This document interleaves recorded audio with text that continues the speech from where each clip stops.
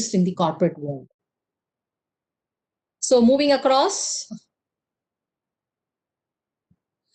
Yes, as already said, I work for an organization currently at Essilor. So what is so great about the organization I work? The main mission for this organization is improving lives by improving sight. And I'm very proud to be associated with this organization because I'm sure you all will agree with me. As optometrists, this is very close to our heart.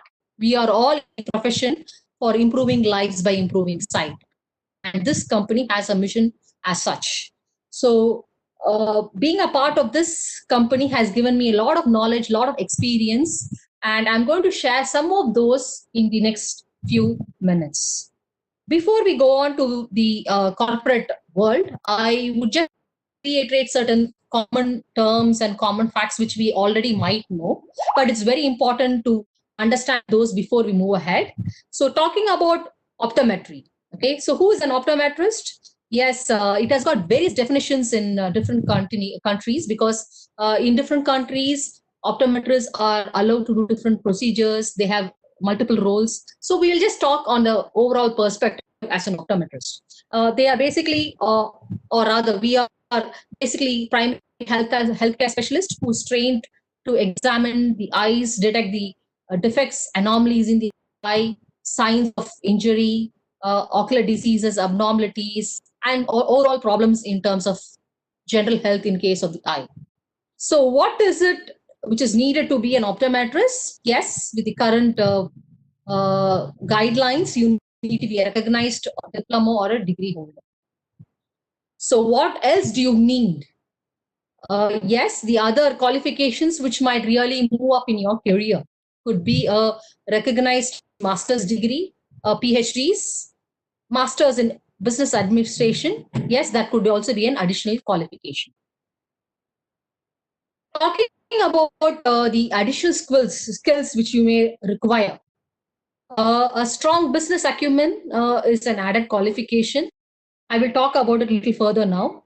Leadership skills. Yes, this would play a very important role if you are going to be in a corporate environment, or maybe if you're going to manage a group of people in your own practice. Public speaking. Yes, if you're more interested in sharing your thoughts, your experiences to your fraternity, joining different conferences, talking to different sets of people, be it colleges, universities. So this would be helping you a lot in terms of, exploring your knowledge. The other important thing is related to the product training. Yes, when you join an organization, you need to be, again, well versed with the products which they are dealing with. So an additional qualification in terms of their product related training or information would be another additional skill which you may require. So the main debate is, as optometrists, I'm sure, since I was told that most of you are students, as optometrists, we are more exposed to the clinical side of optometry. I think that is very, very important. Whatever you do in life, I think these are the basics. These are the foundations. I would, even at this point of time, say that this is the basis for any of your future growth. So clinical optometry is very, very important at all times. Okay. However, there is also another side which you can explore, that is the non-clinical side of optometry. Okay. So is it very important that you need to be in only one of these, either clinical or non-clinical? Yes, you can have the best of both worlds. You can have a good blend of clinical and non-clinical. It is basically what you want to choose in your career. So let's start thinking a little bit beyond optometry. Again, I repeat, it depends upon the individual's aspiration. What you want to be, that gives you the path where you want to go. So it's nice to be into all, jack of all, master of none. I don't think we need to be that. we can understand, we should understand that it's very impossible. It's impossible to be in all arenas, but you can always choose a blended approach. So whatever you do, you can have a blended approach in terms of clinical, non-clinical, in terms of your practice. So talking about as an optometrist, I'm sure most of you are well aware of this clinical role because that is all we are all trained to be as a clinical optometrist. What is our main job function is to basically assess the visual health of the patient. Yes, offer advice whenever it's required. Screening other diagnostic procedures, prescribing contact lenses, spectacles, other visual aids, prosthetics. So all those things are some of our main jobs which we are all trained into. The list is ever flowing.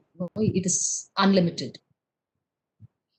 However, we can also look at the specialty practice because we have acquired those skills. So we can look at either practicing as a general practice, putting all these skills in one platform, or going into specialty practice, which might look like low vision aid practice, low vision aids, community optometry, vision care therapies, so on. I think you have lots of specialty areas in optometry also.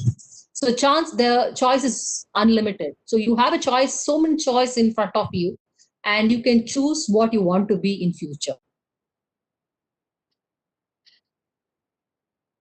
Or you can also choose an independent optical practice. So when you're talking about independent optical practice or a retail practice, as optometrist, yes, we can have a blend of the retail experience wherein you can showcase your dispensing skills, okay, and you can also have a little bit of the retail skills too. So it gives you a blended approach of both clinical and non-clinical skills. Non-clinical in the sense more into the sales and managing business, those type of areas.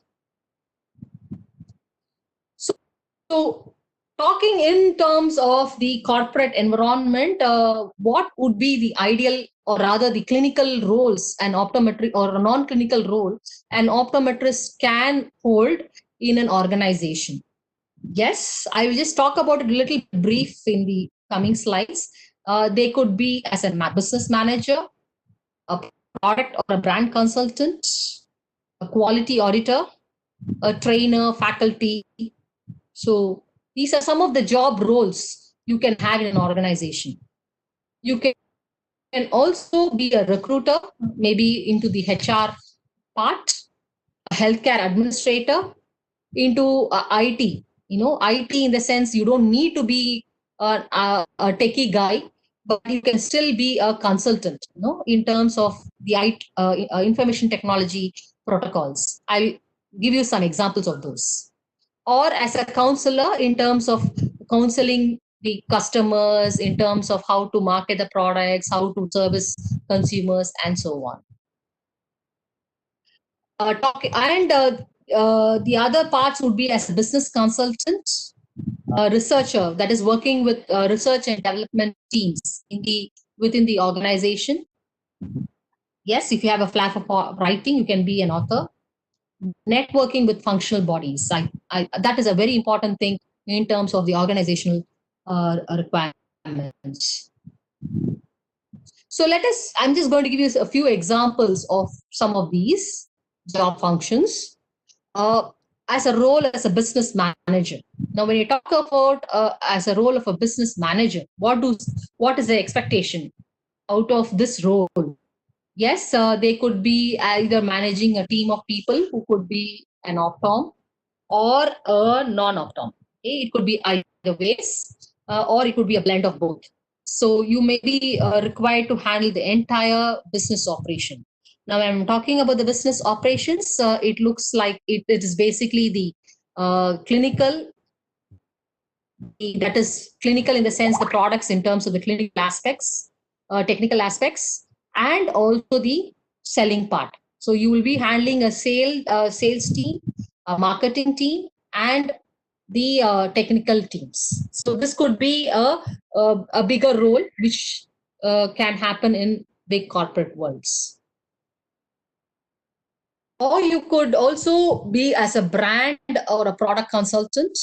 Now, this was more related to the contact lenses, IOLs, and surgicals. Now we have also optometrists stepping into the instrument divisions.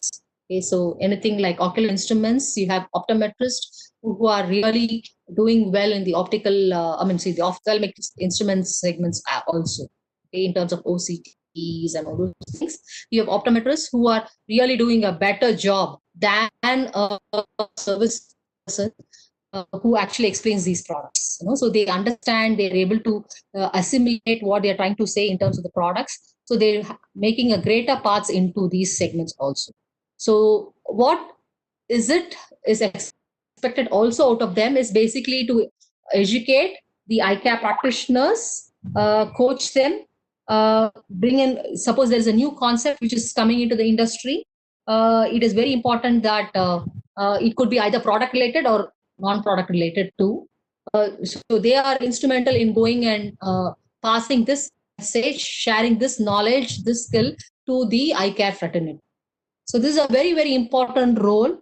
They need to network with the eye care fraternity, which could be comprising of opticals, optometrists, and ophthalmologists, depending upon the products which the organization deals with. Coming to the another angle of optometrist, yes, as a quality auditor. This is a very interesting role. Why do you need that? Yes, as optometrists, we understand the importance of vision. It is just not a product. Vision, eye is just not a product. It's basically a light thing. It's one of our sense organ, and we understand how important this is very important for an individual. We understand how it works. We understand the nuances of the eye. So we can relate the product in terms of the eye. So any compromise on quality, we know how much it will impact the eye. So this is a very, very, I would say it's a very big role in terms of quality auditors. Right now you have, this is more related to the contact lenses and the spectacle industries, wherein you look in for signs wherein there can be a compromise in terms of quality.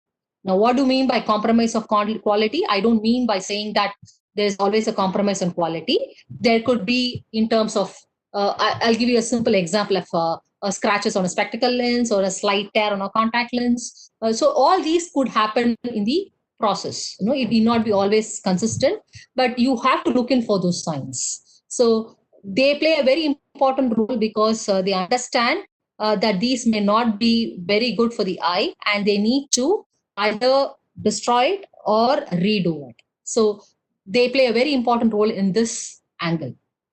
They also understand the protocols which are needed, and they are also instrumental in making those protocols. What are the things which need to be done? So all those things, they can really be instrumental in making those protocols. Yes, this is something which most of you might be familiar with, because you will have a lot of optometrists, including me, and there are many more in this industry, who will be actually coming to the universities and colleges and taking lectures and dealing with certain aspects of optometry related subjects. So this is something which I'm sure most of you will be familiar with as trainers and faculties to universities and colleges. So talking about the trainer and faculty, how is this going to be very different from the academics, which is normally done at colleges and this thing? It's just not related only to the colleges, because training happens even to the eye care practitioners. Please understand, there is always changing dynamics. Okay, there are new innovations, new technologies, which are being improvised, or which are being innovated on a day-to-day basis. Okay, so it's important that the industry keeps abreast with all these innovations. So the optometrists take these innovations, these new concepts to the eye care practitioners. So how do they do it? They actually need to go and train the eye care fraternity on these skills, these innovations, make them understand how this will be helpful for their patients, consumers, and it does not only stop with this. They also assist in problem solving. Now, what do I problem solving?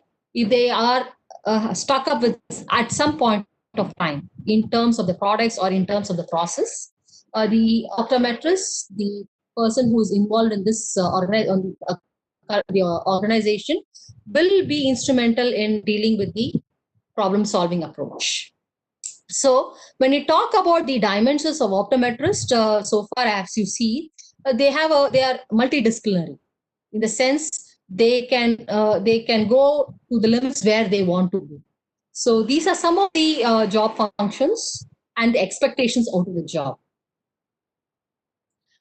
Now I talked about another interesting fact as recruiter. So what do I mean by HR, human resource? So how do you think an optometrist can play a major role?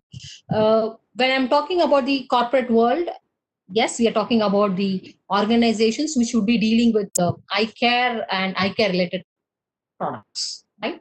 So there is a huge need of optometrists because I've told you all I just listed out some job functions, job roles. So you find that optometrists can fit into any of these job functions. So there is a huge requirement of skilled optometrists, okay, and they can easily fit into any of these departments.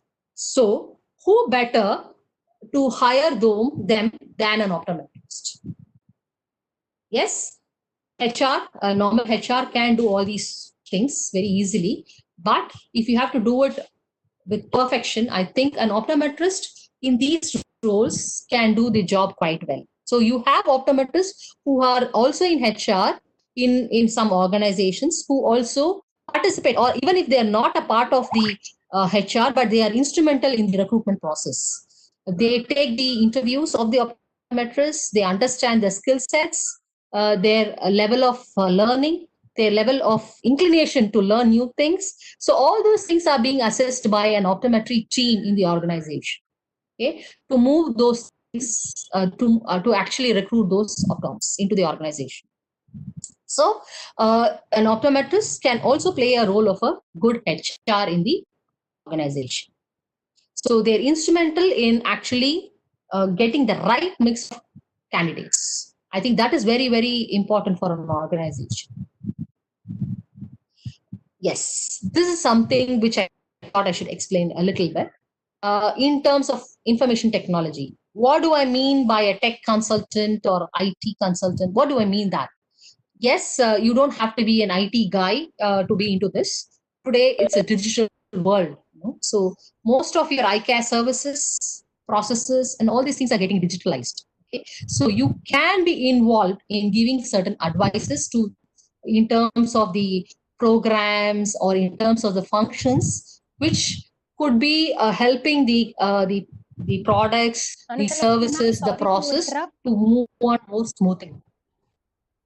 Yes. Yeah, your screen is right now in the recruiter HR, but is that correct?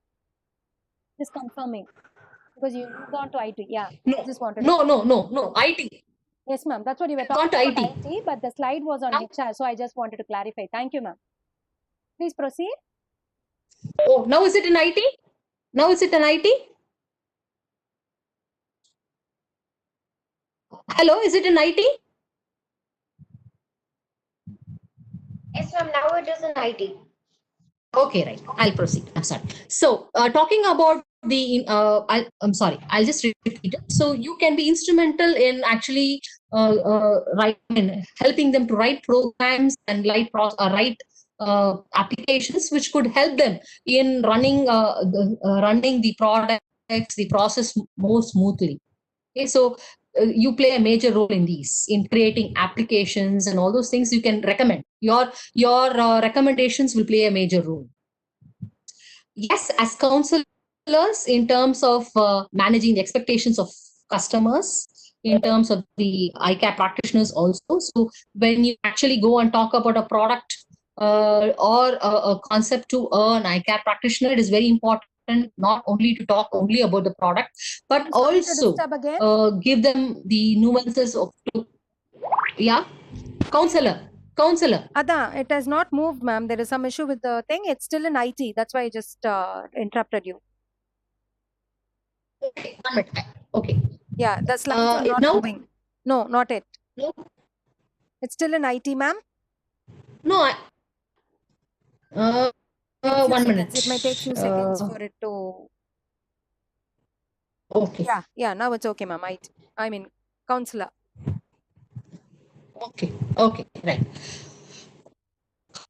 Okay. So, Tamil, I'm sorry, I couldn't see the screen. I'm because I'm using my screen.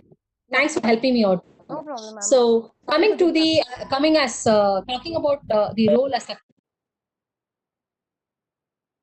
talking about the role as a counselor, I think that is quite interesting because it's not just important that you go and talk about the product and talk about the nuances of the product. It is also very important to help the eye care practitioner to give him an insight as to how this would help his consumer or his patient. So, it's also very important as to impart the knowledge of how to counsel those products or the concepts to the end consumer.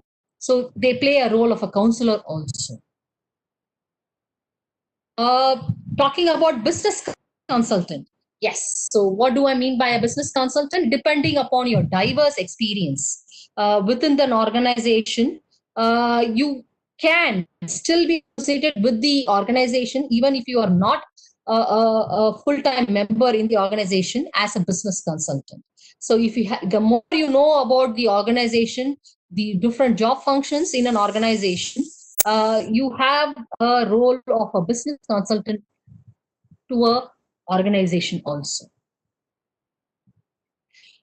Coming to the another important role, I'm sure this would be very interesting for most of us, R&D, that is the research and development departments in the organization. Okay, are you able to see the R&D slide? Yes, ma'am, able to see. Oh, R&D. right. So I'll go a little bit slow. That is okay. So It's not changed in my screen. Gayatri, are you able to see? Yeah, now it is there.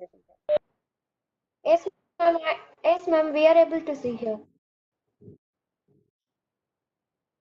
Kamal, I think your net is something slow or something. Can I proceed? Yes, ma'am. Okay, right. So talking about the R&D, the research and development team within an organization. Yes, this will be a very interesting thing for most of us. So what do? You have an opportunity to work along with and building the new innovations. You have a chance to try out these innovations and make it ready to implement in the field. Okay, so basically taking it to the organization, make it as a product and implement it within the ICAP fraternity. So very important here is since most of the R&D is more of science, optometry will, or rather optometrists will bring a new dimension to the innovations. As he or she can really understand the impact of the innovation on the eye, whether it is optics or a product as such. So they can really know what will be the impact of the product on the eye. So they have a very a clear understanding, or rather a much better understanding than the rest of the R&D team. So they can also have a lot of a role in these types of job functions also. Yes, marketing. I think I would say this is one of the important roles in an organization, because marketing is not a bad word, because it is basically trying to spread the message across in terms of the information, the product related informations to all the person related. So, how do you think an optometrist can influence marketing areas? Yes, they help in designing the communication. In some organizations, the communication, the products or the concepts are very, very technical. Okay, so it's very hard for anybody else to actually simplify the communication. So optometrists, because they understand the real meaning of these communication, these product, the process, they can actually translate it in a much simpler word for others to understand. So they play a very important role in terms of communicating complex things into simpler ones, especially if it in case of consumer communications. Okay, and not only that, they help in terms of the product brochures, okay, putting the concepts in the right manner so that it's easy for the eye care practitioners to understand and implement. So I would say, in terms of marketing, there are other areas also, but I just given you these two other more important functions. So in terms of marketing, they are more involved in terms of communication, both to the end consumers as well as to the practitioners, be it opticians, optometrists, or the ophthalmologists. So what is corporate optometry like? Yes. So you can look into a product specialty. Yes, you can be a product specialist to any of these things which I've already told you earlier. One thing I thought is very important, which I may have missed in my earlier talk, is that there are services which are required in almost all major departments in an organization. It is depending upon your interest and knowledge and experience. Apart from all these, if you have a flair for writing, organizations encourage you to write articles, they implement surveys, aid in researches, and so on. They play a lead role in terms of analysis of customer complaints, in terms of operations, and can rise to a quality inspection or inspector too. So in terms of these places which I've enlisted today, their role is very, very critical. In terms of quality inspection, in terms of training, in terms of managing the operations, in terms of managing the business. I would say it's a cluster of roles. I would say it's a multidisciplinary approach, the role as such. So maybe you have one profession, but you have different career options. So what is optometry like in terms of the corporate world? There are lots of opportunities. There are lots of chances to build interpersonal relationship, because you need to understand that it's just not the optometrist in an organization. You have different departments. Yes, as an optometrist, we are more self-sustaining, in the sense we can practice ourselves, we can be alone and do our job too. That is what we will be mostly trained for. Though we will be working in different places like hospitals, opticals, and all those things. But corporate is slightly a different thing together, where you have multidisciplinary departments. Okay? So it's very important that you have a very good interpersonal relationship, because you need to work in harmony with all the departments in the organization. Yes, you cannot say, I'm a technical department, I would do my job and I would not think about what happens to the rest. Because please understand, an organization is result oriented. So all the departments have to work in harmony to get the desired results. So building a good interpersonal relationship is a very, very important thing here. You can understand the business in total, which will really help you in future. If you want to set up your own practice, if you want to do something different in life, I think understanding the total business sense is very, very important here. It is also very important because you also get to know the marketplace. You know what is happening in the market, because you're always in touch with the field, with the marketplace where things are really happening. You know what is working, what is not working, what is the trend. It may not be only related to your products or your subject. It could be in relation to what generally happens in the industry as such. So you may be the first people to know this information. So it's very nice to have all these information at your fingertip. So having said all these things, It will help you to grow you as a person in terms of your knowledge, skill, and I would say as an overall person. So, what do you need? I've talked to you about different job functions, what you can do, and all these things. But what exactly do you think you need to be in this place? I would say the first important thing is people skills. Uh, I'm sorry, people skills. This is very, very important. As discussed earlier, you deal with a huge number of people in your organization. Okay, so you may be able to maybe you may have to deal with hundreds or even thousands of people in your organization. May not be physically, but it can be even various needs. So you need to understand them and work in harmony with them. So that people skills is very important, both internally as well as externally. Why do we say externally? Because the people whom you are going to deal external would be people who are much experienced, very well educated. Okay, they may be in this industry for so long, and you may have to go and share your products, your concepts to them. So this is very important that you have a good management of people skills. People management is very, very important. Professionalism. Now, what do we mean by professionalism? Yes, be very professional in the sense uh, be job oriented. It's important that you understand what is expected out of you and go and directly deliver it. Unnecessary, there'll be a lot of distractions around you, but you should know how to evade those and be. It's like horse with the side horns, side reins. So you don't look this side or that side, and then you move straight across. So you need to be a little bit more like a horse, okay?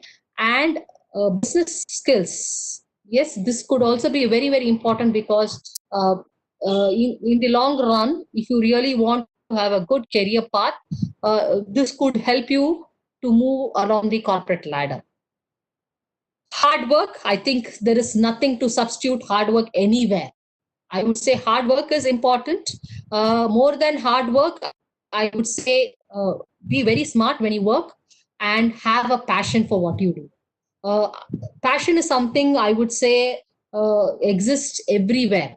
Passion and hard work exist in every field, in every workplace. I think this is something which needs to be an elementary thing in all the job you do. Okay? So if you have your passion and if you're committed, that is exactly what an organization would need to. A good communication skill, be it verbal, written, any forms of communication skills. I think you need to be very convenient and comfortable with all those.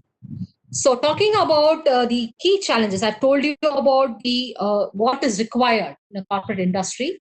Uh, what are the corporate challenges? So, I would say everything is not a bed of roses. You need to know that the other side of grass is also green.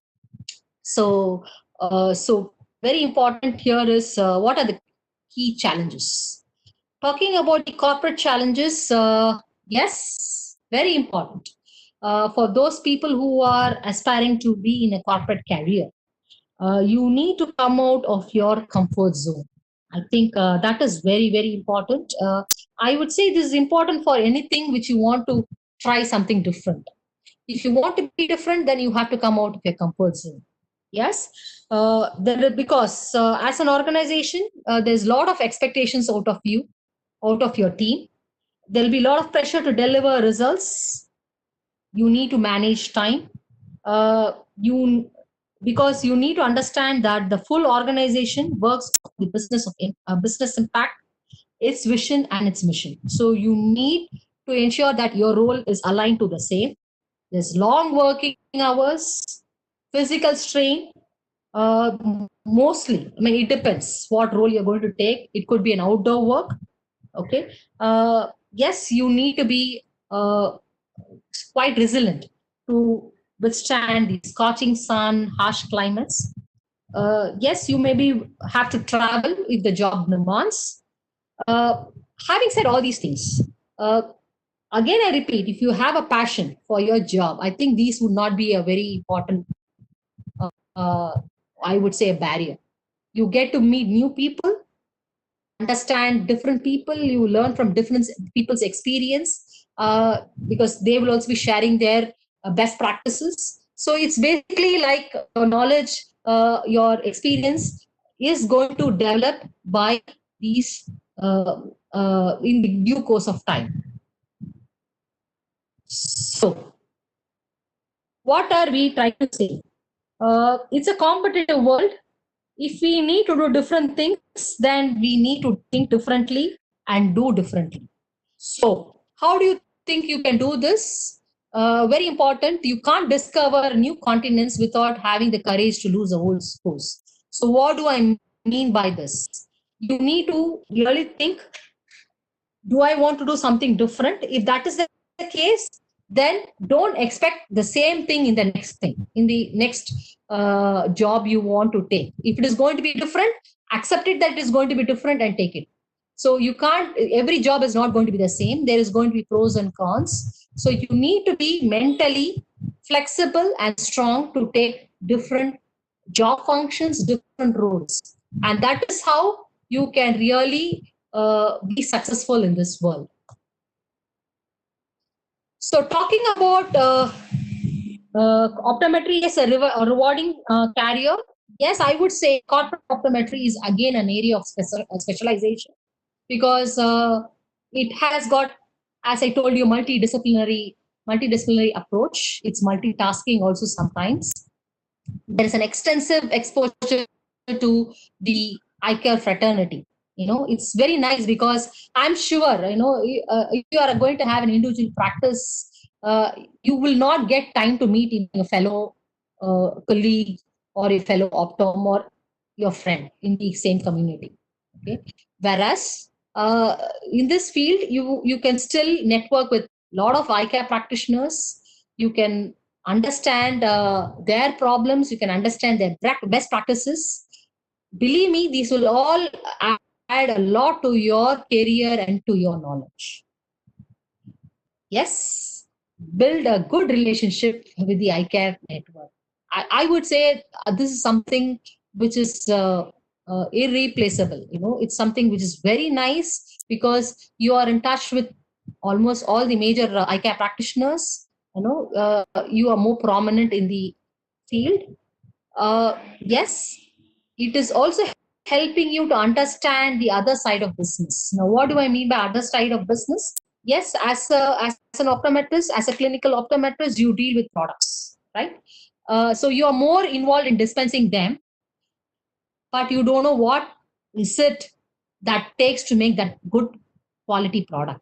So it is nice sometimes to be in the other side, to understand exactly how do you bring in those good quality products or good quality process onto the table of the eye care practitioners.